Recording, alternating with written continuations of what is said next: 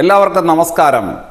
പിണറായി വിജയൻ മന്ത്രിസഭയിലെ ശക്തനായിട്ടുള്ള MLA PV Anwar അങ്ങനെ ആരോപണ ശരങ്ങൾ ഒന്നൊന്നായിട്ട് തൊടുത്തുവിട്ടുകൊണ്ട് ADGP അജിത് കുമാറിനെയും ചില പോലീസ് ഉദ്യോഗസ്ഥന്മാരെയും ഒക്കെ ടാർഗറ്റ് ചെയ്ത് മുന്നോട്ട് പോകുമ്പോൾ പിണറായി വിജയൻ സർക്കാർ ആടി ഉലയുകയാണ് എന്നുള്ള യാഥാർത്ഥ്യം കേരള സമൂഹത്തിന് മനസ്സിലായിട്ടുണ്ട്.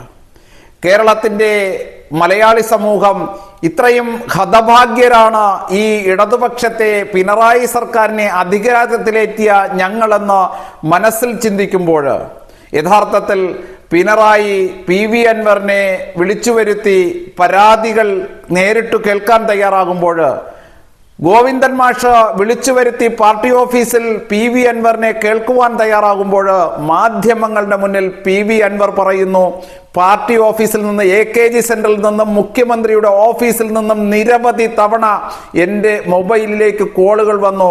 ഞാൻ എൻ്റെ ഓഫീസിലെ പ്രവർത്തകരോടും ഫോൺ സ്വിച്ച് ഓഫ് ചെയ്യാൻ പറഞ്ഞു. ഞാൻ പലപ്പോഴും ഫോൺ എടുക്കാതെ ഒഴിവാക്കി എന്ന് മാധ്യമങ്ങളുടെ മുന്നിൽ തുറന്നു പറയുന്നു. എന്തിനായിരിക്കും പിണറായി വിജയനും AKG സെന്ററിൽ നിന്നും പിണറായി വിജയന്റെ ഓഫീസിൽ നിന്നും PV അൻവറിന്റെ ഫോണിലേക്ക് പത്രസമ്മേളനം നടന്ന സമയത്ത് വീണ്ടും ഈ പ്രഖ്യാപനങ്ങൾ മാധ്യമങ്ങളുടെ മുന്നിൽ PV അൻവർ നടത്തുന്ന തുറന്നു പറച്ചിൽ, അത് നടത്തുന്ന സമയത്ത് എന്തുകൊണ്ടായിരിക്കും ഈ PV അൻവർ പറയുന്നത് ശരിയാണെങ്കിൽ അങ്ങനെ 100-ലധികം ടെലഫോൺ കോളുകൾ അങ്ങനെ നിർത്താത്ത പ്രവാഹമായിട്ട് PV അൻവറിന്റെ മൊബൈലിലേക്ക് ഇത്തരത്തിൽ വന്നത്? എന്തുകൊണ്ടാണ് PV അൻവർ ഇത് പരസ്യമായിട്ട് മാധ്യമങ്ങളുടെ മുന്നിൽ വെളിപ്പെടുത്തിയിട്ടും ഒരക്ഷരം മറുപടി പറയുവാൻ വേണ്ടിയിട്ട് കേരളത്തിന്റെ മുഖ്യമന്ത്രി തയ്യാറാവാത്തത്, CPM എന്ന പാർട്ടി തയ്യാറാവാത്തത്? ഇങ്ങനെ ഒരു ഉത്തരവാദിത്വപ്പെട്ട സ്ഥാനത്തിരിക്കുന്ന ഈ പാർട്ടിയുടെ ബാനറിൽ തെരഞ്ഞെടുപ്പിൽ മത്സരിച്ചു ജയിച്ച് ഒരു MLA ആയി സത്യപ്രതിജ്ഞ ചെയ്ത ഈ നാട് ഭരിക്കുന്ന സർക്കാരിന്റെ ഭാഗമായിട്ട് നിൽക്കുന്ന ആ PV അൻവർ എന്ന് പറയുന്ന MLA അങ്ങനെ മുഖ്യമന്ത്രിയുടെ ഓഫീസിൽ നിന്ന് വന്ന നിരവധി ഫോൺ കോളുകൾ നിരാകരിച്ചു എങ്കിൽ, പാർട്ടി ഓഫീസിൽ നിന്ന് വന്ന AKG സെന്ററിൽ നിന്ന് വന്ന നിരവധി 100-കണക്കിന് ഫോൺ കോളുകൾ എടുക്കാൻ തയ്യാറായില്ല എങ്കിൽ എന്തുകൊണ്ടായിരിക്കും കമ്മ്യൂണിസ്റ്റ് മാർക്സിസ്റ്റ് പാർട്ടിയും മുഖ്യമന്ത്രിയുടെ ഓഫീസും എന്നും ഈ MLAക്കെതിരെ ഒരു ചെറുവിരൽ അലക്കുവാൻ തയ്യാറാകാത്തത്? എന്തുകൊണ്ടായിരിക്കും ഒരു നടപടി സ്വീകരിക്കുവാൻ വേണ്ടിയിട്ട് PV അൻവർ എന്ന് പറയുന്ന MLAയുടെ നേർക്ക് ഒരു നടപടി സ്വീകരിക്കുവാൻ വേണ്ടിയിട്ട് എന്തുകൊണ്ടായിരിക്കും തയ്യാറാകാത്തത്? നമുക്ക് ഇതിൽ നിന്ന് മനസ്സിലാക്കാൻ കഴിയുന്നത്, അരിയാഹാരം കഴിക്കുന്ന സാമാന്യ ബുദ്ധിയുള്ള മലയാളിക്ക് മനസ്സിലാക്കാൻ കഴിയുന്ന ഒരൊറ്റ കാര്യം മാത്രമാണുള്ളത്. PV അൻവർ ഇത്തരത്തിൽ തൊടുത്തുവിട്ട ശരങ്ങൾ ചെന്നു തറച്ച പിണറായിയുടെ നെഞ്ചിൽ, ആ ശരങ്ങൾ ചെന്നു തറച്ചത് പിണറായിയുടെ നെഞ്ചിൽ തന്നെയാണ്. ഈ ആരോപണങ്ങളൊക്കെ അന്വേഷിച്ചു ചെന്നെത്തുമ്പോൾ ഒരു പൊളിറ്റിക്കൽ സെക്രട്ടറിയിൽ മാത്രമായിരിക്കില്ല എന്നുള്ള ആ ഒരു യാഥാർത്ഥ്യമാണ് ഇത്രയധികം ടെലഫോൺ കോളുകൾ വരാനും ഈ ആരോപണങ്ങൾ തൊടുത്തുവിട്ട PV അൻവറിനെ തടയാനുമൊക്കെ മുഖ്യമന്ത്രിയുടെ ഓഫീസും CPM എന്ന് പറയുന്ന പാർട്ടി സംവിധാനവും തയ്യാറായത്.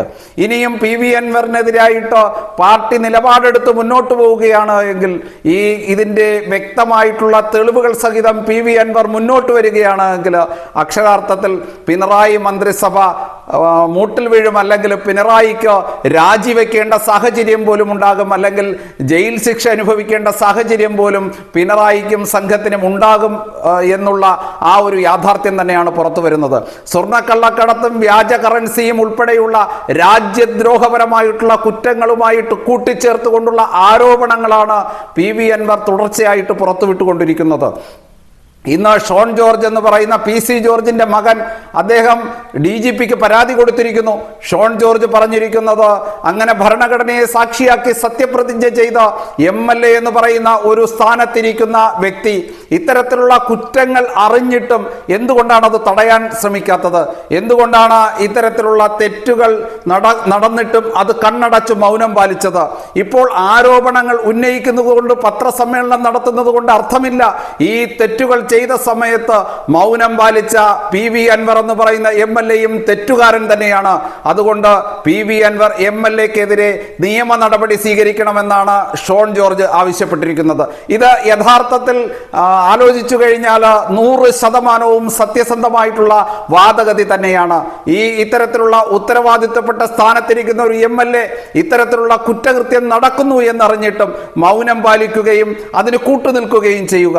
പിന്നീട് എപ്പോഴോ അവർ തങ്ങളുടെ അഭിപ്രായ വ്യത്യാസങ്ങൾ, അവരൊരുമിച്ചിരുന്ന ചർച്ചകളിൽ എന്തോ പൊരുത്തമില്ലായ്മ, ഒരുമിച്ച് മുന്നോട്ട് പോകാൻ സാധിക്കാത്തൊരു സാഹചര്യം സൃഷ്ടിക്കപ്പെടുമ്പോൾ ഈ വിഷയങ്ങളെല്ലാം പൊതുസമൂഹത്തിൽ വിളിച്ചു പറയുക, മാധ്യമങ്ങളെ വിളിച്ചിരുത്തി അവരുടെ തങ്ങളിലുള്ള സ്വകാര്യ ടെലഫോൺ സംഭാഷണങ്ങൾ പുറത്തുവിട്ടുകൊണ്ട് മറുഭാഗത്തിനെതിരെ ആക്രമണം അഴിച്ചുവിടുക, ആരോപണങ്ങൾ അഴിച്ചുവിടുക. ഇത് യഥാർത്ഥത്തിൽ കുറ്റകൃത്യം തന്നെയാണ്. ഇത് കുറ്റകൃത്യം നടന്ന സമയത്ത് കൂട്ടുനിന്ന ഈ MLA-യും കുറ്റകൃത്യത്തിൽ പങ്കാളി തന്നെയാണ്. അതുകൊണ്ട് ഇത് വ്യക്തമായിട്ട് അന്വേഷിക്കുകയും PV അൻവർ ഉൾപ്പെടെയുള്ള KT ജലീൽ ഉൾപ്പെടെയുള്ള രാജ്യദ്രോഹപരമായിട്ടുള്ള കുറ്റകൃത്യങ്ങൾക്ക് കൂട്ടുനിന്ന ആരോപണ വിധേയരായിട്ടുള്ള, ഇപ്പോൾ ആരോപണം ഉന്നയിക്കുന്ന ആൾക്കാർ, ഇവരെ എല്ലാവരെയും പ്രതിസ്ഥാനത്ത് നിർത്തിയിട്ടുള്ള നിഷ്പക്ഷമായിട്ടുള്ള ഒരു അന്വേഷണം തന്നെയാണ് ഈ വിഷയങ്ങൾ ആവശ്യമായിട്ടുള്ളത്. കേരളം അക്ഷരാർത്ഥത്തിൽ കേരളം വളരെ അപകടത്തിലൂടെയാണ് മുന്നോട്ട് പോകുന്നത് എന്ന് നാം തിരിച്ചറിയേണ്ടിയിരിക്കുന്നു. മലയാളി സമൂഹം വളരെയധികം ഗൗരവത്തോടു കൂടിയിട്ട് ഈ വിഷയം ചർച്ച ചെയ്യേണ്ട കാര്യം തന്നെയാണ്. കാരണം ഏറെ കാലമായിട്ട്, വളരെ നാളുകൾ കൊണ്ട് എന്നും വിവാദങ്ങളിൽ നിറഞ്ഞ വാർത്തകളിലൂടെയാണ് കേരളം പോയിക്കൊണ്ടിരിക്കുന്നത്. സ്വർണ്ണക്കള്ളക്കടത്ത് വിഷയമായാലും, മാസപ്പടി വിഷയമായാലും, വിദേശ കറൻസിയുടെ വിഷയമായാലും, ISIS തീവ്രവാദികളെ അറസ്റ്റ് ചെയ്യുന്ന വിഷയത്തിലായാലും, ഭീകരവാദികളുടെ പരിശീലന ക്യാമ്പുകളെ കുറിച്ചുള്ള വിഷയങ്ങളായാലും, ഇത്തരത്തിലുള്ള ഏതൊക്കെ വിഷയങ്ങൾ എടുത്ത് ചർച്ച ചെയ്താലും രാജ്യത്തെ ലജ്ജിപ്പിക്കുന്ന തരത്തിലുള്ള ഈ വിഷയങ്ങളുടെ എല്ലാം സങ്കേതമായിട്ട്, കേന്ദ്ര ബിന്ദുവായിട്ട് മാറുന്ന സംസ്ഥാനം എന്ന് പറയുന്നത് കേരളം തന്നെയാണ്.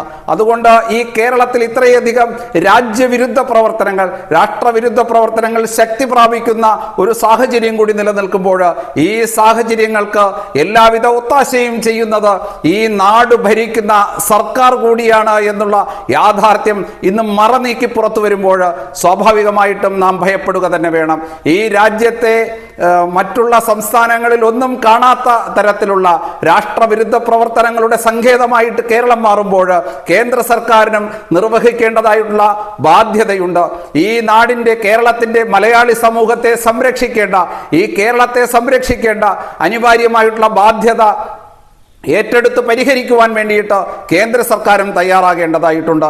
ഇന്ന് മതപരിവർത്തനത്തിന് വേണ്ടിയിട്ടായാലും, നമ്മുടെ സംസ്കാരത്തെ നശിപ്പിക്കുവാൻ വേണ്ടിയിട്ടായാലും, ഈ വൈദേശിക രാജ്യങ്ങളുടെ ഒത്താശയോട് കൂടിയിട്ട് കടന്നു വന്ന വൈദേശിക തീവ്രവാദികളുടെയൊക്കെ സഹായത്തോടു കൂടിയിട്ട് ആയുധ പരിശീലനവും ഇവിടെ ശക്തമായിട്ടുള്ള രാഷ്ട്രവിരുദ്ധ പ്രവർത്തനവും ഏകീകരിച്ചുകൊണ്ട് ഇവിടെ നാട് ഭരിക്കുന്ന സർക്കാരും രാഷ്ട്രീയ പാർട്ടികളും കൈകോർത്ത് നിൽക്കുമ്പോൾ കേരളത്തിന്റെ ജനത എന്ന് പറയുന്നത് പ്രതികരണശേഷി നഷ്ടപ്പെട്ട ഒരു ജനതയായിട്ട് മാറി നിൽക്കുമ്പോൾ ഈ ജനതയെയും ഈ നാടിനെയും സംരക്ഷിക്കുവാനുള്ള ധാർമ്മികമായിട്ടുള്ള ഉത്തരവാദിത്വം കേന്ദ്ര സർക്കാരിന് മാത്രമാണ് നിക്ഷിപ്തമായിരിക്കുന്നത്. കേന്ദ്ര സർക്കാരിന്റെ ദേശീയ അന്വേഷണ ഏജൻസികൾ, NIA ഉൾപ്പെടെയുള്ള അന്വേഷണ ഏജൻസികൾ കേരളത്തിൽ ഇത്തരത്തിൽ നടന്നുകൊണ്ടിരിക്കുന്ന രാഷ്ട്രവിരുദ്ധ പ്രവർത്തനങ്ങളെ കുറിച്ച് കൃത്യമായിട്ട് അന്വേഷിച്ചുകൊണ്ട് ഇതിന് ഒരു തീരുമാനമുണ്ടാക്കി കേരള സർക്കാരിനെ പിരിച്ചുവിടേണ്ടി വന്നാൽ ആ പിരിച്ചുവിട്ടുകൊണ്ട് തന്നെ ഒരു കാശ്മീരിൽ എപ്രകാരമാണ് കേന്ദ്ര സർക്കാർ ഒരു നടപടി സ്വീകരിച്ച് മുന്നോട്ട് പോയത്, അതേ സാഹചര്യം അനിവാര്യമാകുന്ന ഒരു തരത്തിലേക്കാണ് കേരളവും കടന്നുപോയിക്കൊണ്ടിരിക്കുന്നത്. ആ കേരളത്തിൽ കേന്ദ്ര സർക്കാരിന്റെ അനിവാര്യമായിട്ടുള്ള ഇടപെടൽ അതുതന്നെയാണ് മലയാളി സമൂഹം ആത്മാർത്ഥമായിട്ട് ആഗ്രഹിക്കുന്നത്. നന്ദി, നമസ്തേ.